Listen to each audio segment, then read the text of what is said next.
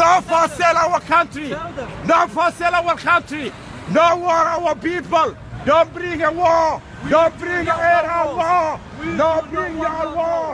No bring your war, my country. magacaygu waa Faarax Ali Cigaal maanta waxaan joognaa bisha March labadeeda ka soo horjeedka safaaradda Isuutaga Imaaraadka Carabta waxaanu soo abaabulay mudaharaad ama banaanbax aanu ku soo jeedinayno shucuurtayada iyo dareenkayaga heshiiskan Somaliland iyo Isuutaga Imaaraadka Carabtu ay ku galeen la leeyahay waxa la siinayaa saldhig military berbera dareenkayagu waxa weeyaan horumarka dalka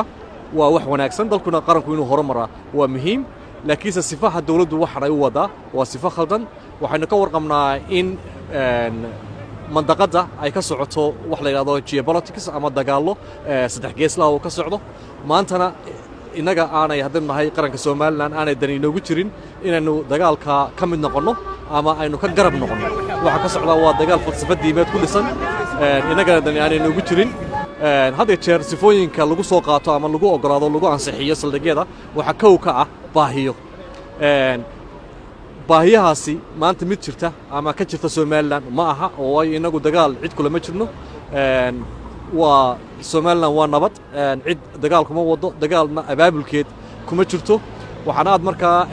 halka ka aragtaan mudaharaad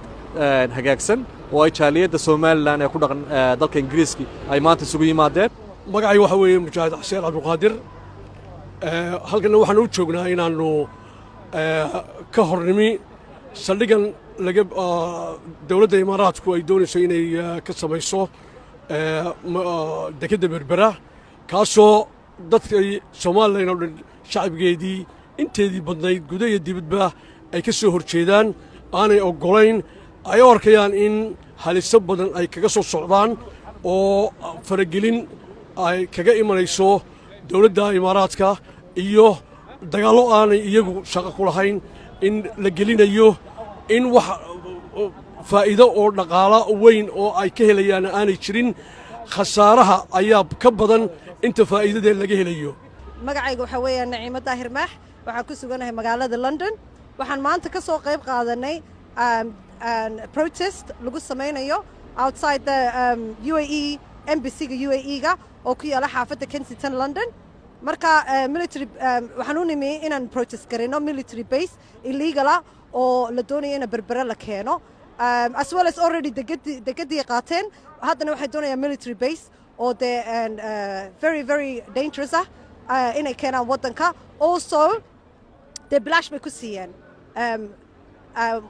so far wax allaaliya waxna la tusay contract ma jiro waxay doonayaan inaan sidaa ku qaadano inay just yiraahaan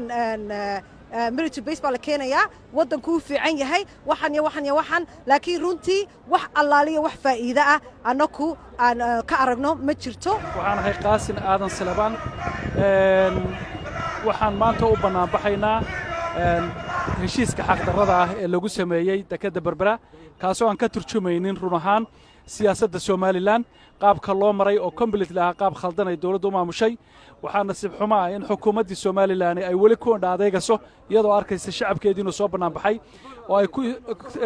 cabirayso fikirka dadkaasa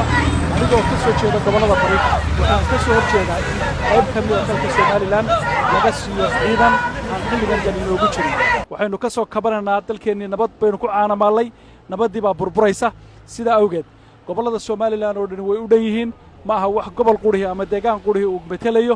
waxaan cadaynaynaa cod dheer ku sheegaynaa in banaanbaxan uusan ahaanaynin kii ugu dambeeyay